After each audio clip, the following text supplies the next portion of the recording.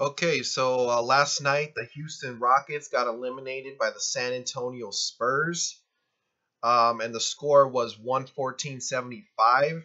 And an average person would be saying, okay, it was a mismatch. But if you really take a look at it deeper and watch this game, I caught the second half. I didn't get to watch the first half until later on. So I did have taken a look at the whole game, and this was very uncharacteristic of the Houston Rockets, to say the least. I've been studying this team for a while now. I used to be a fan when they had Francis and Coutinho Mobley. Back when I back before I started learning more about how these games are controlled. Back before when I was betting and understanding how the game worked and how scheduling purposes worked and how Vegas controlled these games. And what I found out was a lot of these games are scheduled according to the NBA Finals. Okay, now before the playoffs started, a lot of these series in the early round, first round, weren't anticipating. They weren't. The league wasn't anticipating these series to go Game 6. Okay, a lot of people thought that they were going to go to Game 5 at least. 4-1 teams get swept. Only Cleveland and Golden State swept their teams. Okay, 5 out of the 8 series ended up going to Game 6, with the Jazz going to Game 7. Nobody expected that, so that kind of threw off the scheduling a little bit. Um, Numerous other things. Okay, so no one thought these series were going to go to Game 6 in the first round. Now they get to the second. Okay, and what happens here is, there's not enough of a gap between now to the NBA Finals. Okay, because each team is going to get at least 1 day rest. Okay, earliest is 1 day rest. Sometimes they get 2 days. Okay, and the last time I checked, I can't remember a time when they rescheduled the NBA Finals. We know that the NBA Finals this year is on June 1st, okay? Now, if Houston gets to a Game 7, all right, that's going to create a lot of conflict with the scheduling purposes, and I'm going to explain why.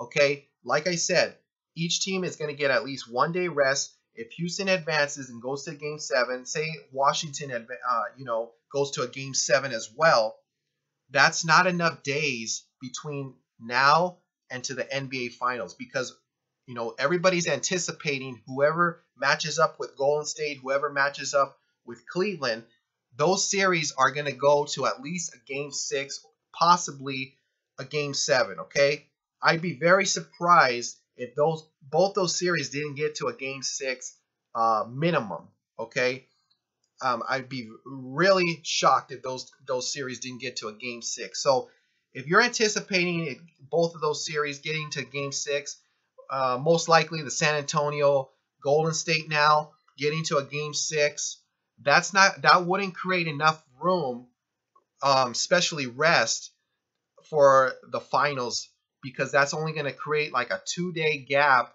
and they need more rest than that. So that is why Houston didn't advance last night, or advance to extend the series, because of the fact there's not enough days from now till the NBA Finals. That's given the rest that they give these teams, there is not enough days. That is why Houston showed no effort last night. And a lot of people are going to think it's crazy. Oh, San Antonio's defense, and they're so much better than Houston. But no, that's not the case. Kawhi Leonard sat that game out because they knew already San Antonio was going to advance in that series. If you watch Mike D'Antonio and Harden coming out of the locker room after being down 19 points at halftime, they were showing no emotion. Harden was sitting on the other side. D'Antonio came out, was spinning the clipboard, wasn't even in tune with what they were going to accomplish in the second half. The buzzer rang to start the second half. He jumps up like, oh, it's time to play now. So I mean, the body language by both of these players, the players and the coaching staff, something doesn't look right. in the NBA, and especially with all these leagues when it has to do with money. Okay, so it's at the end of the day, sports is entertainment, and if you do not understand that by now, you're probably not on the right channel.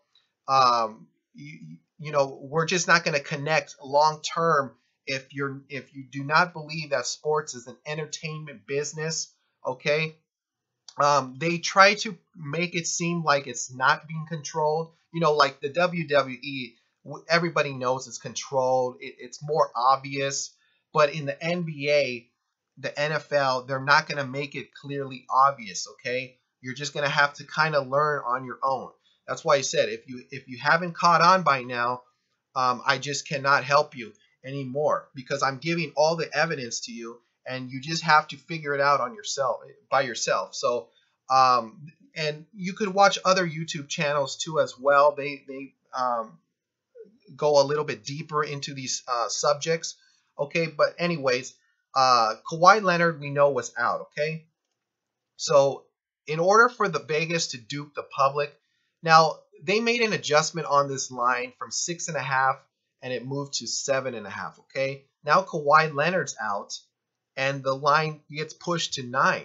Okay, so we know already that the public was taking Houston at 64%. Okay, so that's creating even more money on Houston, and that is why San Antonio completely dominated them because there was so much money already on Houston. And then once the Kawhi Leonard injury happened, they said that he was going to be out, which he could have played, but they knew they were going to advance anyways. So 64%, that created more money on Houston, and Vegas even won more because people were thinking, oh, Kawhi Leonard's out, +9. That's a really good line to take San Antonio. I think I'll take San Antonio here. Or I mean, I think I'll take Houston here because, San Antonio is without Kawhi Leonard, and, people are pushing that line up, so I'll go ahead and take Houston. And having this line at giving 9 points is just beyond me, especially without Leonard, because San Antonio does play great defense.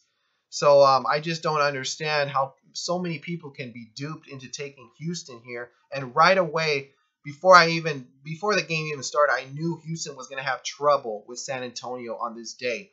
Okay, so another thing I want to point out is that in Game 5, the competitive level for both teams was just unbelievable because they knew whoever won Game 5 was going to advance in the series. So why play a Game 6 and extend the series to a Game 7 and create conflict with the schedule? Okay, even if you watch the previous game, the media made it evident that whoever wins this Game 5 is going to win the series. They were saying it on TNT. Charles Barkley said it. So many media members said it. So, I mean, why even go any further? Okay, everybody put all their effort already into Game 5, San Antonio and Houston, that in Game 6 it was a completely a different game.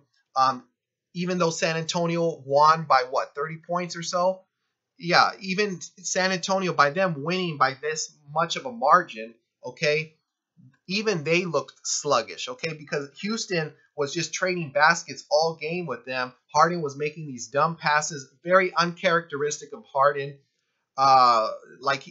He took 11 shots, only made 2, and that is very uncharacteristic of him. Even if he's not on his game, he would have gotten to the free throw line a lot more than that because he drives to the rim almost every possession. Okay, so San Antonio, even though they won by this amount, they were showing no effort. They looked sluggish in the game, like they were cruising, like they knew already they were going to advance anyways. So, you know what? That's basically all I really got to say about it. And it's really sad that so many people can continue to get duped by these games like this, because if you go back and watch Game 5 and then go back and watch Game 6, both teams look completely different. Completely different. There was no effort last night from beginning to end. Even when it was in the first quarter, no effort by any team. There was no defense being played. Harden was, like I said, throwing passes that were, just stupid, didn't make sense. So I don't know who exactly is in on it, if you want to say, or what's going on, how are they controlling these games, but we know for a fact that it has a lot to do with the scheduling purposes, because I laid it out. The NBA Finals is June 1st, and I know I'm repeating myself, but there is not enough days between now and to the NBA Finals for them to squeeze all those games in and give enough rest for these teams and for these players. Okay, so and like I said, they made it evident last game. That's why they threw it all out there. They threw it all out there for entertainment purposes.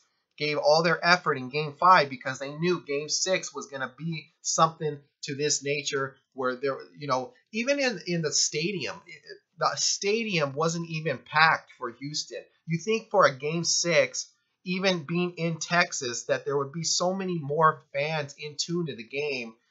Something just didn't look right last night with both teams. Not just Houston, with San Antonio. San Antonio was very unimpressive last night as well. I mean, it seems kind of silly to say, given that they won by this amount of margin, but even if you really take a look at San Antonio's effort and how they played, they didn't even look in tune to the game. So I want you to go back and watch Game 5 and then go back and watch Game 6. Totally different games and competitive nature by both teams. So I hope this video was informative, and stop getting duped by these injuries here. When you see an injury, there's something going on. Kawhi Leonard could have played, but you feel like, okay, why play if we're going to advance anyways? Give him an extra day of rest. So that completely threw off the public here. Vegas won millions on this game. Let me just tell you right now, they won tons of money on this game. So many people bet Houston. I feel sorry for whoever bet Houston. Okay, so I also want to point out a guy. I want you to check him out. I want to give him a little bit of a shout out. His name is Joseph Simmons. We had a little conversation here, and he helped me realize, I kind of knew who was going to, be, because I look at the public a lot. I like to see where the public is. I made it clear that if they do come in on San Antonio, that, Houston could end up winning. But see, that wasn't the case. 64% came on Houston. So then I realized, okay, but this man right here, he predicted that Houston was going to win the first, San Antonio was going to win the first half, the game. He said that it would go under. So I want you to go ahead and check out Joseph Simmons. Here's his email right here. He's a sports consultant. Okay, so I'm pretty sure he's knowledgeable about these things as well. So go ahead and check him out here. He helped me a little bit with that total, because I didn't understand why it would go under as well. But then I started, researching and doing a little bit more work on this game, and I completely agreed with his what he was saying. So that's just, I just wanted to point that out to you, because there's other people out there that are doing the same stuff as me, that are handicappers that don't get their name out as much as these other people, on the internet, and that are, defrauding people and putting out picks, and they're using stats and things like that. Whereas you got to understand the psychology of things sometimes and how these games work. There's really more to it than just handicapping a game. So I hope this video helped you guys, and I'll be putting out more videos in the future. So thank you for watching, and comment, rate, and subscribe, and I'll see you then.